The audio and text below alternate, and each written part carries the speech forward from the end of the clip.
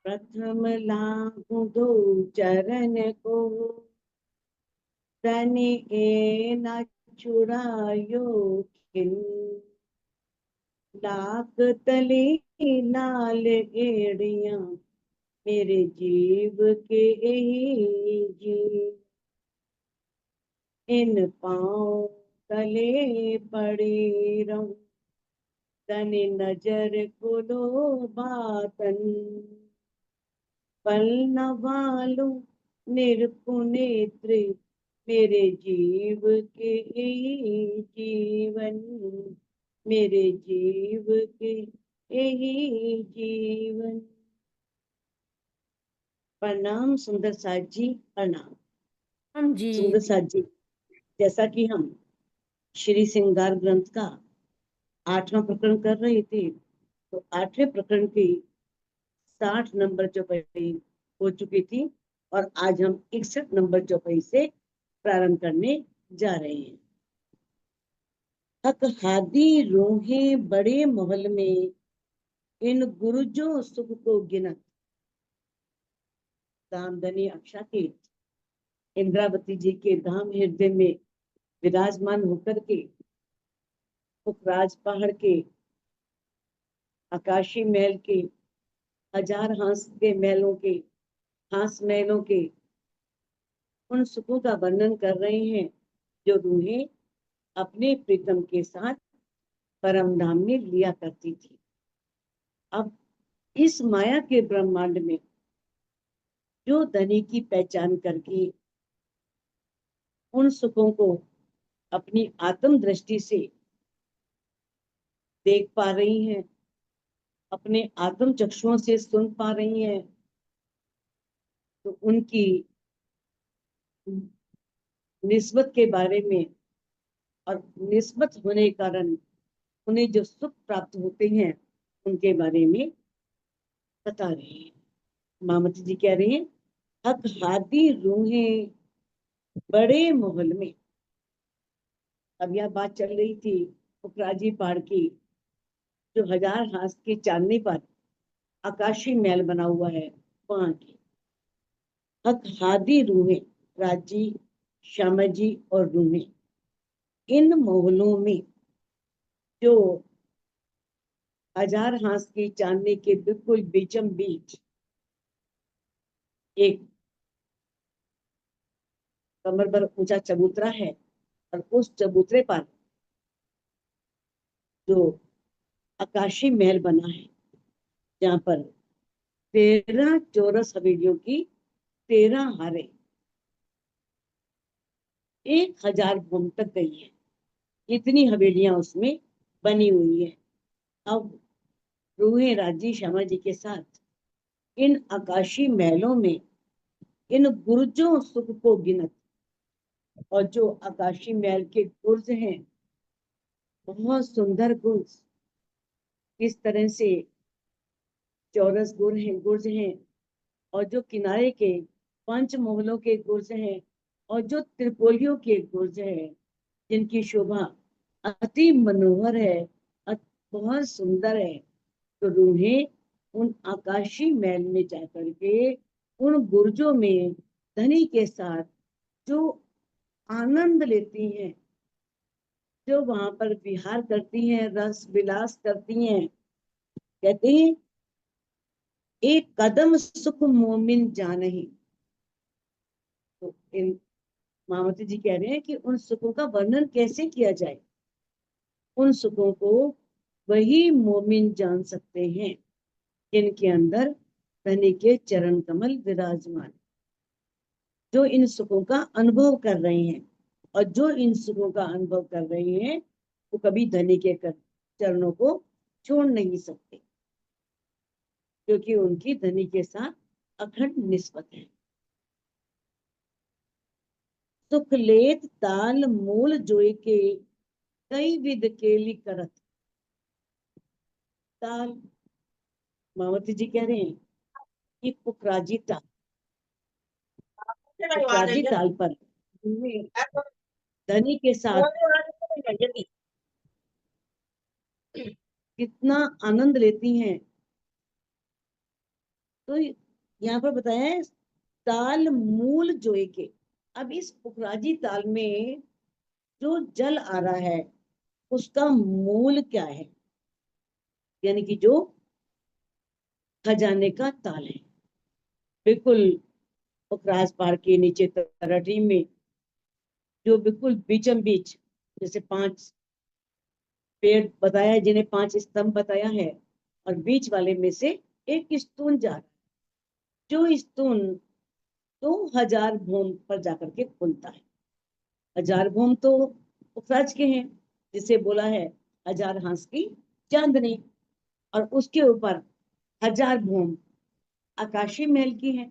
तो 2000 भूम में और आकाशी महल की चांदनी पर जाकर के वो स्तून, वो पाइप खुलता है। और किस तरह से वो पानी जो आकाशी महल की चांदनी है, वहां पर जो बाग बगीचे हैं, जो नहरें हैं, उन सब में जो फूल है, उन सबको सींचते हुए वे किस तरह से पूर्व दिशा में जो बड़े द्वार द्वार बने हैं ना, उन दरवाजों के नीचे से वो पानी निकलता है, और किस तरह से 4 धाराओं के रूप में कहाँ गिरता है, पुखराजी ताल में। अब पुखराजी ताल में किस तरह से जो बहुत सारे फील्ड पाए बने हैं, और उन फील्ड पायों के माध्यम से, और फिर जो आगे पुखराजी ताल से पूर्व दिशा की ओर ढलान जा रही है, उन ढलानों से पानी होते हुए किस प्रकार से अदबीज कुंड में गिरता है। तो यानी कि कहने, और अदबीज कुंड से फिर किस तरह से आगे टपो चबूतरा और मूल कुंड में होते हुए यमुना जी के रूप में बहता है वो जल। तो ये बताया है कि जो इन सब का मूल है ना, वो खजाने का ताल है। उस ताल से जल सब जगह पहुंचता है, चाहे वो कोई भी महल हो, भवन हो, कहीं भी, पूरे पुखराजी पहाड़ में हर जगह जल इस खजाने के ताल से जा रहा है। तो कहते हैं कई विध केली करत।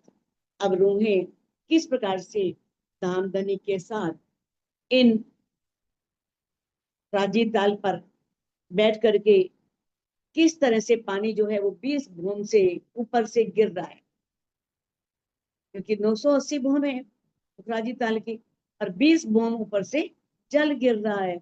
और फिर किस तरह से वो जल पुखराजी ताल से ही आगे जाते हुए अदबीज कुंड जो है वो 500 भूम का है, और ये है 980 भूम। तो 480 भूम से ऊपर से जल 16 धाराओं में गिर रहा है। वो आप जानते हैं किस तरह से गिर रहा है, आपने समझा है मैं किस तरह से आगे छज्जे बढ़ते हैं, एक 400 का, एक 800 का, 1200 का, फिर 1600 का, फिर किस तरह से 4 धाराओं में उनमें पानी गिरता है। यानी कि जैसे 980 भूम से गिर रहा है ना, तो कहाँ से शुरू हो जाएगा ये 980 भूम पे, तो एक छज्जा बढ़ा, फिर 979 पे, फिर 78 पे, फिर 77 पे, तो 4 जगह ये छज्जे बढ़ेंगे।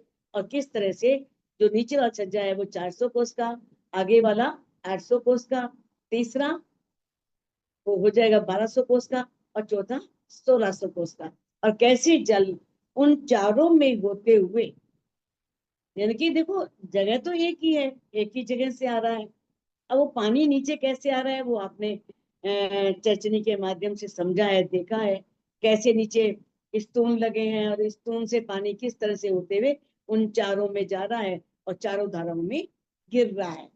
तो किस प्रकार से सखियां कहाँ पर बैठ करके जो अदबीज कुंड पर बने हुए खास महल हैं, वहां पर बैठ करके अपने धनी के साथ इन 16 देवरी 16 जो धाराओं में पानी गिर रहा है उनके सुख को लेती हैं। कहते हैं रूहे क्यों छोड़े हक चरण को।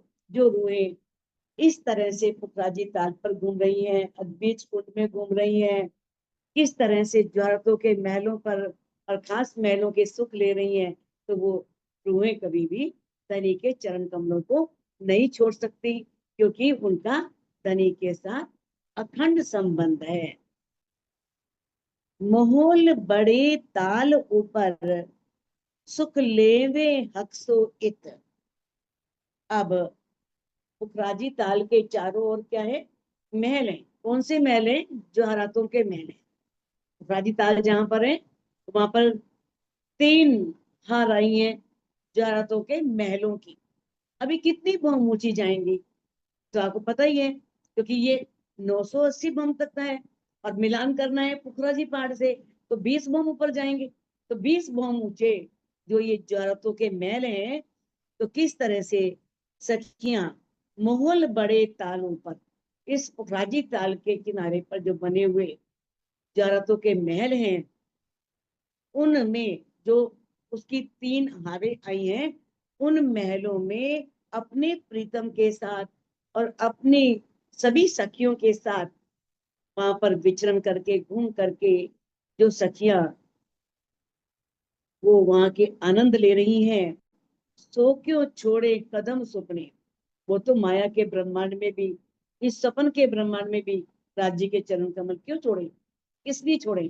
जिन्हें इतने आनंद प्राप्त हो रहे हैं, जो इस तरह से परम धाम के पुखराजी पहाड़ के तालों में, बंगलों में, चाहे बच्चों में विचरण कर रही हैं, घूम रही हैं, वो कभी भी धनी के चरण कमलों को नहीं छोड़ती, जाकि असल हक निस्बत, क्योंकि उनकी धनी के साथ शाश्वत संबंध है, अखंड संबंध है। दोनों तरफों मोहल के आगू जित दरखत। अब जो ये महल है, जहरतों के महल हैं, अब महल के इधर भी बड़ो वन के वृक्षों की 5 हारें हैं और उधर भी बड़ो वन के 5 वृक्षों की हारें हैं। तो दोनों तरफा क्या है? बड़े वन के वृक्षों की 5-5 हारें आई हैं।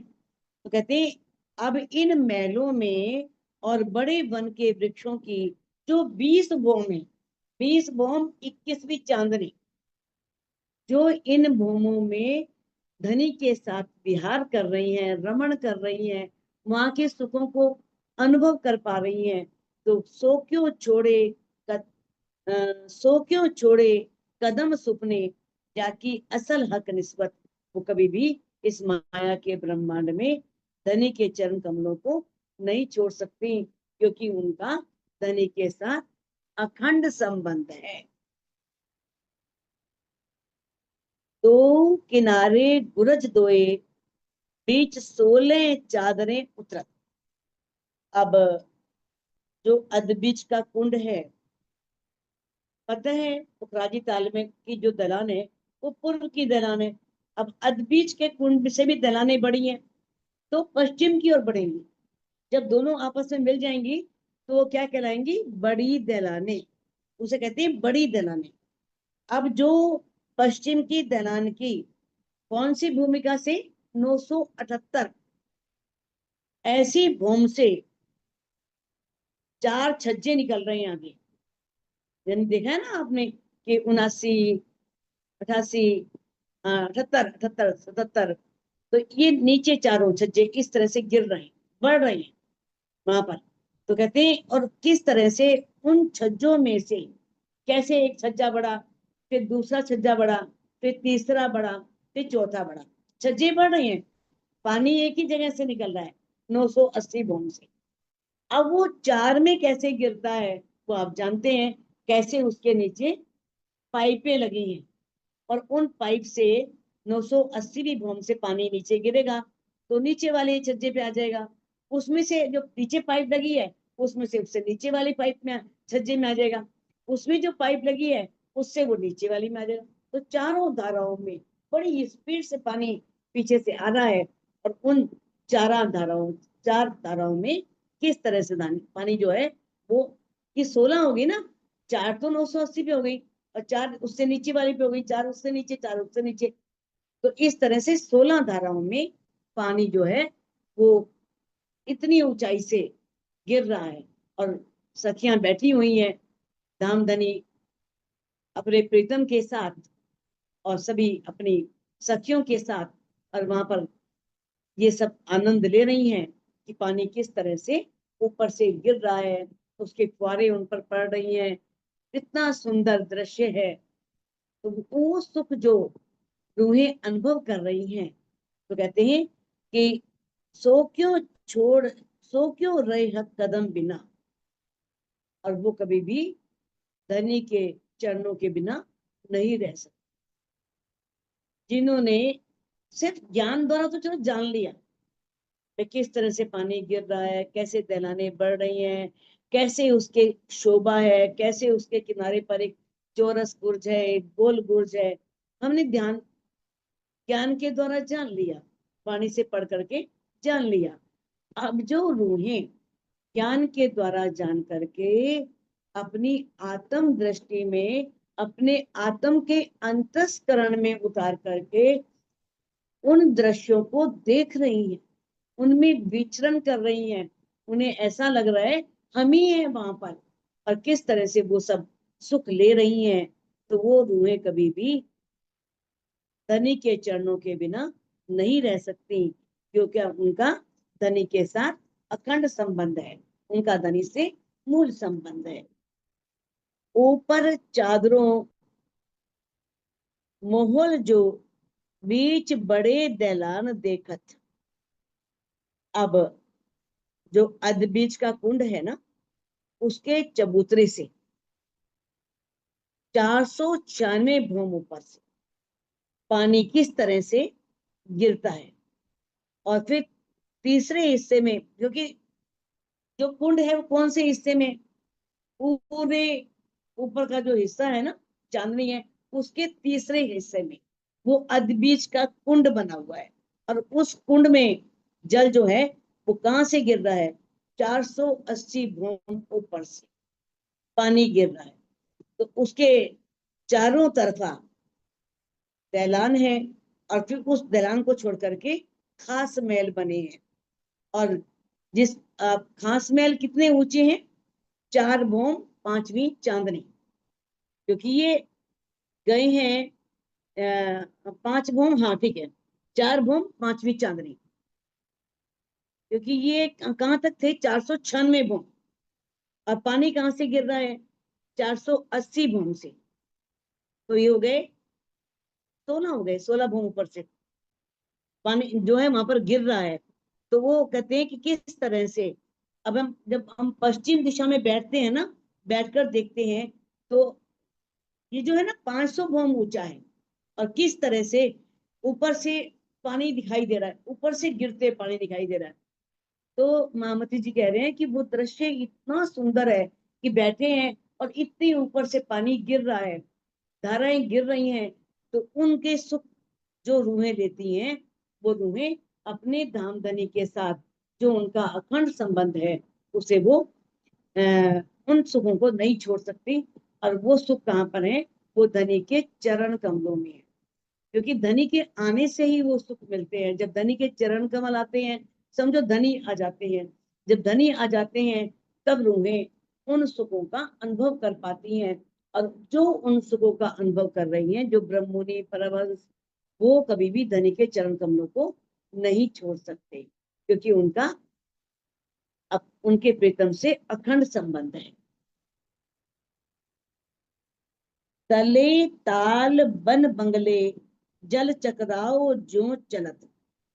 तले ताल, अब पुखराजी जो ताल है, अब ताल के नीचे चबूतरे पर क्या शोभा आई है, जिसमें 5 तो पहले बड़ो वन के वृक्षों की हारे हैं, फिर 5 उसमें फिर पायों की हारे हैं, फिर उसमें 5 बड़ो वन के वृक्षों की हारे हैं।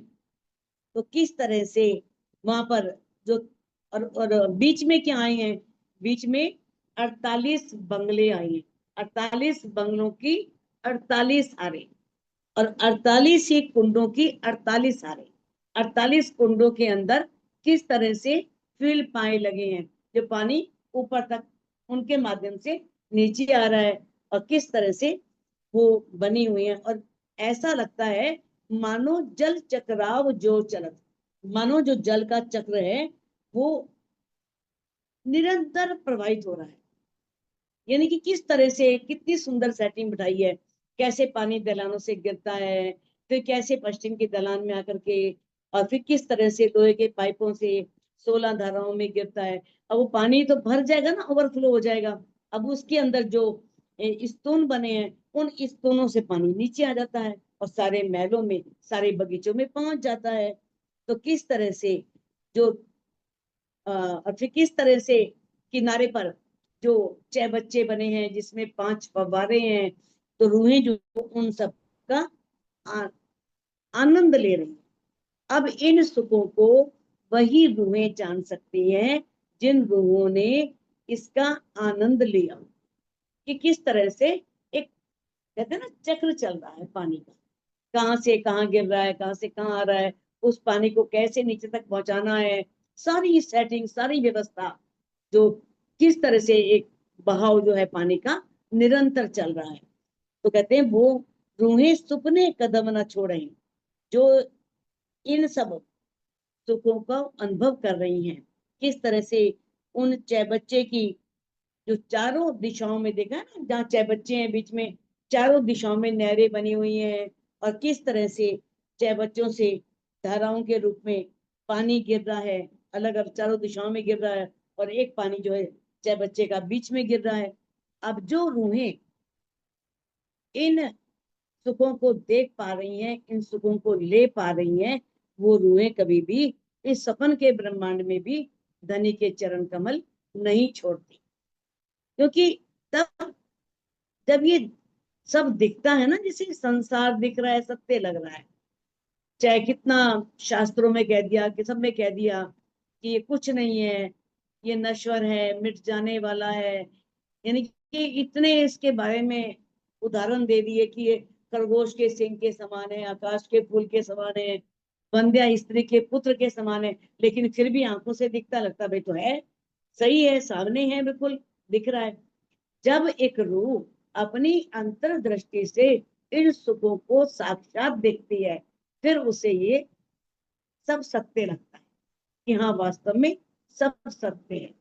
और ये संसार, ये तन, मालूम तो है ज्ञान से मिथ्या है, लेकिन तब रूह, यानी कि एक तरह से जैसे इन सबको देख पा रही है, सत्य मान रही है, वैसे ही अपने आत्म दृष्टि से, अपने अंदर चक्षुओं से जब इन दृश्यों को देखती है, इन सुखों को अनुभव करती है, तो उसे वो सब सत्य लगता है।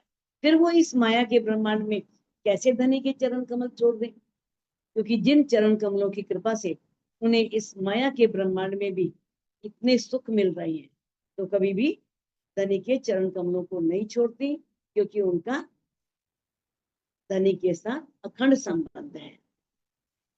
कई फुआरे मुख जानवरों, जल तीर जो छूटत। अब जो बीच में लोहे के स्तून बने हैं, जिन्हें कहा है कि उनके मुख कैसे हैं, कोई हाथी का है, कोई घोड़े का है, कोई बंदर का है, यानी कि अनेक जानवरों के मुख बने हैं, कोई शेर का है, कोई चीते का है, अलग अलग मुख बने हैं। अब किस तरह से वो जो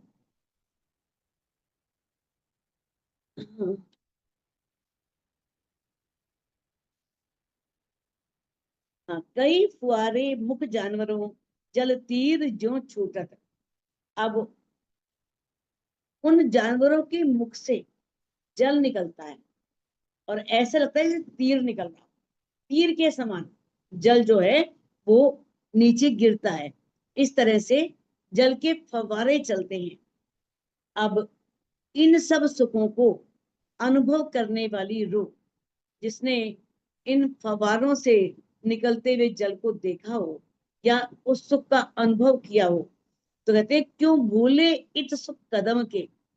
तो वो किस प्रकार से यहाँ पर धनी के चरण कमलों से, चरण कमलों की कृपा से, उनकी मेल से जो ये सुख उन्हें मिल रहे हैं, तो वो कैसे उन चरण कमलों को भूल सकती हैं, क्योंकि उनका धनी के साथ अखंड संबंध है। ए जंजीरें जल की अद्भुत शोभा लेवत। अब ये, जैसे ये बंगले हैं, 6 बच्चे हैं, चारों ओर नहरें हैं, फव्वारे हैं, तो ऐसे लगता है जैसे एक जंजीर की तरह। एक जंजीर जैसे होती है ना, जैसे एक कड़ी से दूसरी कड़ी, दूसरी कड़ी से तीसरी कड़ी, अनेक कड़ियां मिलकर के एक जंजीर बनती है। तो ऐसे ही लगता है कि जंजीरों की तरह इस जल की तो अद्भुत शोभा है। कैसे एक क्रमानुसार निरंतर जल सब जगह प्रवाहित हो रहा है, बह रहा है, अद्भुत शोभा लेत। तो ऐसा सब जगह बहता हुआ जल बड़ी अलौकिक शोभा को धारण करता है, बड़ी अनुपम शोभा होती है। किस तरह से वो फव्वारों की और किस तरह से जानवरों के मुख से निकलने वाली जल की धाराओं की जो शोभा है वो अद्वितीय होती है, अनुपम होती है। क्यों छोड़े एक कदम मोमिन, तो ऐसे मोमिन धनी के चरण कमलों को क्यों छोड़े, जिन्हें उन चरण कमलों की मेहर से ही ये सुख मिल रहे हो, क्योंकि उनकी और उन्हें मिलते हैं जिनकी धनी से अखंड निस्बत, उनका अनादिकाल से संबंध है। जो वो इस संबंध के कारण इन सब सुखों का अनुभव कर पा रही हैं, वो रूहें कभी भी धनी के चरण कमलों को नहीं छोड़ती। उलंग जात कई च बच्चों, जल साम सामी जात आवत। अब जो ये नहरें हैं, नहरों का जल उलंग जात, उलंग जाने का मतलब क्या है, उलंघना, पार कर जाना, कई कुंडों को, चाहे बच्चों को पार कर जाता है। उलंग जात कई चाहे बच्चों, कई चाहे बच्चों को पार करता हुआ, जल साम सामी जात आवत, यानी कि आमने सामने सब जगह, कोई आड़ी नहर है, कोई खड़ी नहर है, इधर से पानी आ रहा है, इधर से जा रहा है। जैसे आपने पढ़ा कि दो घर नाले हैं उसमें, और कैसे एक घर नाले से पानी आता है और दूसरे घर नाले में समा जाता है। तो आमने सामने कैसे जल आ रहा है, जा रहा है, कैसे एक दिशा की नहर से तो पानी आता है और दूसरे दिशा की नहर में जा रहा है। तो ऐसे आमने सामने चारों दिशाओं में पानी आ रहा है, जा रहा है। कहते तो ये सब ज्ञान से प्राप्त सुख, ज्ञान से जान लेने के पश्चात जब रूह अपने अंदर प्रेम भरती है और उस प्रेम के द्वारा इन सब सुखों को अपनी अंतस्करण में अनुभव करती है, अपनी अंतर्दृष्टि से, अंतर चक्षुओं से देख पाती है, तो वो रूह कभी भी, कहते हैं इत कदम सुख मोमिन ले वही, ये मोमिन जो ब्रह्म सृष्टियां हैं ये ही वो सुख लेती हैं, क्योंकि धनी के चरण कमल उन्हीं के अंदर विराजमान होते हैं, वही इन सुखों को लेती हैं, क्योंकि उनकी धनी के साथ अखंड निस्बत है, उनका धनी के साथ अखंड संबंध है। जल आवे जाए ऊपर से, तले हक हादी रूहें केलत। अब जो कुंडे हैं, कुंड है ना बने हुए, अब उसमें जो फव्वारे हैं, फव्वारों का जल जो है वो एक कुंड से दूसरे कुंड में ऊपर ऊपर चल रहा है, चक्री की तरह घूम रहा है, चल रहा है। अब उसके नीचे बगीचों में या बंगलों की चांदनी पर राज जी, श्यामा जी सखियों के साथ जो अनेक प्रकार की लीलाएं करते हैं, अनेक प्रकार से रमण करते हैं, कहते हैं कि ऐसे जो धनी की अंग रूपा आत्माएं हैं, यानी कि जो धनी का ही अंग है, जिन ब्रह्मात्माओं को ये सुख प्राप्त होते हैं, जो ये सुख प्राप्त करती हैं, ये सुख क्यों छूटे कदम के, तो उनसे धनी के चरण कमलों से मिलने वाले सुख कैसे छूट सकते हैं, वो कैसे छोड़ सकती हैं, क्योंकि उनका धनी के साथ अखंड संबंध है। ये बात चल रही थी बंगलों की छठी चांदनी, जो छठी चांदनी है ना, तो उसके बीच में क्या है, एक बहुत कमर भर ऊंचा चबूतरा है, और उसके चारों कोनों में चार थंब बने हैं, उसके ऊपर गुम्मट है, कलश आया हुआ है, और बंगले के चारों कोनों के चौबच्चों में फव्वारे उछलते हैं, और किस तरह से कलश की नोक को छूते हुए, आपने देखा ना, कि बंगले के ऊपर से जल, जो ऊपर कलश है ना, उसकी नोक को छूते हुए चारों धाराओं में ऊपर गिरता है। ये वहां की बातें जो इन सुखों का अनुभव करती है, वो रूहें धनी के चरण कमलों को कभी भी छोड़ नहीं सकती। गिरद्वाए बड़े द्वार मेराबे, ए मोहल शोभा लेत।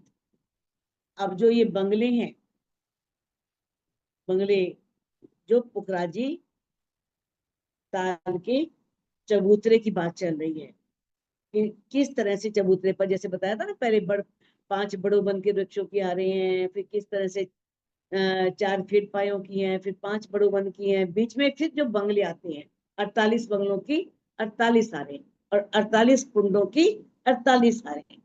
अब कहते हैं कि जो बंगलों को घेर करके चारों तरफ जो फील पाए आई हैं, फील पाए पता है ना, लोहे के मोटे मोटे एक स्टून होते हैं, पाइप होते हैं, जो बीच में लगे हुए हैं, कुंडों के अंदर लगे हुए हैं। तो कहते हैं कि अब उसके जो थंबे हैं ना, थंबे आपस में ऐसे मिले हैं कि मेहराबे बन गई हैं। उसे कहा है मेहराबी द्वार, मेहराबों के सुंदर द्वार, दरवाजे। गिरद्वाए बड़े 4 मेहराबे। अब किस प्रकार से चारों ओर जो मेहराबी द्वार हैं, ए मोहल शोभा ले, उससे महल की शोभा और बढ़ गई है, बहुत सुंदर लग रहा है उन मेहराबी द्वारों के द्वारा। तो कहते हैं इत खेले रूहे कदम तले, रूहे जो हैं वो धनी के चरण कमलों की छत्र छाया में ही, उनके आश्रय में ही उन महलों में रमण करती हैं, उन महलों में क्रीड़ाएं करती हैं, क्योंकि उनकी धनी से असल निस्बत है, उनका धनी के साथ शाश्वत संबंध है। देखो ये बात तो कई बार आ चुकी है ना कि चरण तले का मतलब ये नहीं है कि चरणों के नीचे, यानी कि उनके चरणों के सानिध्य में, उनके चरणों की सामीप्यता में। इत ताल तले बन छाया मिने, रूहे बीच बगीचों मलपत। अब जो पुखराजी ताल है उसके नीचे, ऊपर जाके ताल बना है ना, नीचे क्या है, नीचे बड़ो वन के वृक्ष हैं, फूल फायों के हैं, और किस तरह से बंगले हैं, चाहे बच्चे हैं, और चारों तरफों से उन बगीचों में सखियां क्या करती, मलपत मिलती हैं, अनेक प्रकार की क्रीड़ाएं करती हैं। किस तरह से आपस में आकर के सखियां एक दूसरे के साथ आनंद विलास करती हैं। कहती हैं ए सुपने कदम न छोड़ही, जाकी असल हक निस्बत। तो वो रूहें जो इन सुखों का अनुभव कर रही हैं, उन पुखराजी बंगलों में घूम रही हैं, चाहे बच्चों को देख पा रही हैं, और किस तरह से वो सारे उन सुखों का अनुभव कर पा रही हैं। तो ऐसे उन सुखों का अनुभव करने वाली रूहें इस सपने के ब्रह्मांड में कभी भी धनी के चरण कमलों को नहीं छोड़ती, क्योंकि उनकी धनी के साथ असल निस्बत है, उनका धनी के साथ अखंड संबंध है। सुंदर साथ जी इस चौपाई को अनम्यूट करके आप दोहरा सकते हैं। इत ताल तले बन छाया मिने, एक तले वन छाया मिने, रूहे बीच बगीचों मलपत। रूहे बीच बगीचों मलपत ए सुपने कदम न छोड़ही, ए सुपने कदम ना छोड़ही, जाकी असल हक निस्बत, जाकी जाकी असल असल हक हक निस्बत। निस्बत। बोलो श्री प्राणनाथ प्यारे